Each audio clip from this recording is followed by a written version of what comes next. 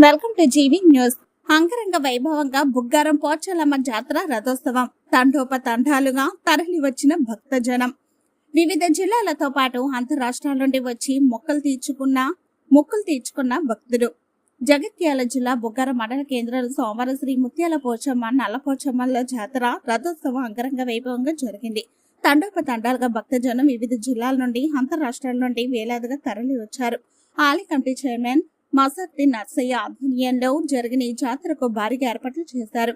భక్తులకు అన్నదానం నిర్వహించారు. దావతోల విన్యాసాలు, ఒగ్గు కళాకారులు, డప్పు కళాకారులు నిర్వహించిన నృత్యాలు, కళా ప్రదర్శనలు భక్తులను ఎంతగానో ఆకట్టుకున్నాయి. ఆలయ కమిటీ చైర్మన్ మసర్తి నర్సయ్య తనయుడు నరేష్ దంపతులు శ్రీ ముత్యాల పోచమ్మ నల్ల పోచమ్మలకు ప్రత్యేకంగా వండిన బోనాలను ఊరేగింపుగా తీసుకువెళ్లి అమ్మవార్లకు నైవేద్యంగా సమర్పించారు. దావతోలు రంగురంగుల పిండితో వేసిన ముగ్గులు, పట్టు అన్నంతో ఏర్పాటు చేసిన దిష్టికుంభం, ప్రకృతి పరమైన పూలతో నిర్వహించిన రథం యొక్క అలంకరణ భక్తులకు ప్రత్యేక ఆకర్షణగా నిలిచాయి. ధర్మపురి సీఏ ఏ రామ్ నరసింహారెడ్డి ప్రత్యేకంగా ఇట్టి జాతరకు హాజరై పర్యవేక్షించారు.